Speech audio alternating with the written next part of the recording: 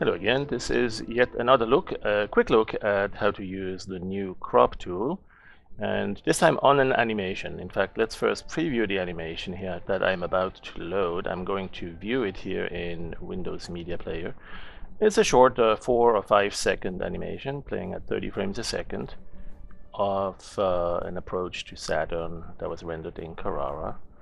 And let's say we needed to actually change the orientation of this. Now, this is not an animation that took a long time to render, but if it took really a lot of time to render, it might just not be a possibility to re-render it at a different angle, right? If we wanted to rotate the scene so that we're seeing the rings horizontally.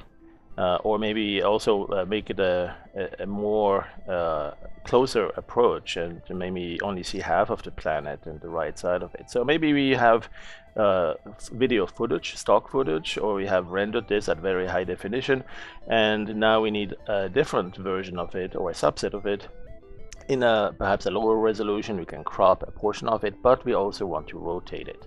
All right, so this is what we do. We'll load this AVI into Dogwaffle, and I'll load the entire image sequence in this case. And at this point, I will say that I want to crop to a portion of it. So let's go straight to the new image crop tool. And in fact, one thing I'd like to do is perhaps focus towards the end of the animation. So I can, while the crop tool is up here, I can scrub through the frames still and see, yeah, this could be interesting as a reference. And now I want to rotate this entire thing. I want to, first of all, select a portion of it so you can indicate what part of it you really want to use, just as we've seen with the rectangular selection. But you can also now grab this handle here and rotate that. So for instance, if you wanted a more below the planet look, or above it, or perhaps even rotate it all the way like this so it lines up horizontally with the rings at the end, and you could certainly track that so as to make sure that you have the right alignment exactly in the last frame or close to that. So there you go, you could crop it to that and get an idea of what it is you're going to grab. Maybe move up a tiny little bit so we have the edge of the planet showing here too, the North Pole, maybe the edge of the rings on the right side here, and frame it like that, right? And then crop it. So at this time we are cropping the entire sequence and going through that, and that's done. So you can now see that we have a different orientation, a different angle, a rotation, a rotated view. Of course, the dimensions are different too, because we selected a smaller portion of the image. That's not avoidable, really. You're working with something that's a high definition, and you're going to go down to a slightly lower definition as you cropping out a portion of it. The thing though, also you want to verify what are the dimensions, and perhaps bring it back to something under the image info here. You can see what the dimensions are, 644 by 307. And this is going to happen often when you do this manual cropping. You're going to have a height or a width, or even both, as an odd number. In this case, we happen to have an odd number on the height.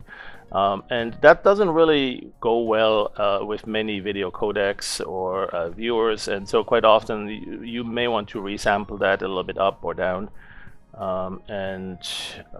We could do that right here. Where is it? The resample. And perhaps constrain it so it keeps the aspect ratio. So we can go down a little bit on the 644. Let's make that 640. See where that brings us on the height. And maybe you can make that a multiple of 4, a multiple of 2, at least an odd number, right? 306 or 304. And let's go with 306. There you go. and then that way we don't notice too much distortion on that. But it's going to be easier to work with it in other video tools, because not all video tools out there can handle video where the frames have odd dimensions. This here, Dogwaffle, can do it, but when you save it out to an AVI, be aware that it's going to, depending on what codec you choose, it's going to cause some problems potentially with some of these. XVID, it might not work if you have an odd number. Lagarith, I'm not quite sure, but I always recommend going to at least even numbers, or possibly not just multiples of 2, but multiples of 4 or 8. even higher possibly, to just make it so. And then once you have that rendered, you can test it to make sure it's working and displaying properly in at least one or two of your favorite image viewers, such as Windows Media Players, and that way you know that it's good. It didn't get corrupted upon that export. It's really important to do that because you don't want to assume that just because Dogwaffle can handle the video, that other image players can also do so, right? And vice versa. I mean, you may have a video that works, that plays okay in some viewers, but maybe we have some trouble with it upon import. So anyway, so that's that quick added footnote on how to do rendering, or how to do the cropping and the rotation at the same time, and in this particular case on a video. All right, thanks for watching. This just again as a reminder, this is coming with PD Howler 9.1, not out yet, not released as of today. What's today? The 23rd of December 2013, but it should be coming pretty soon. We're hoping still for December. It might be January, but you know, it's coming, and it'll be great. Thanks for watching.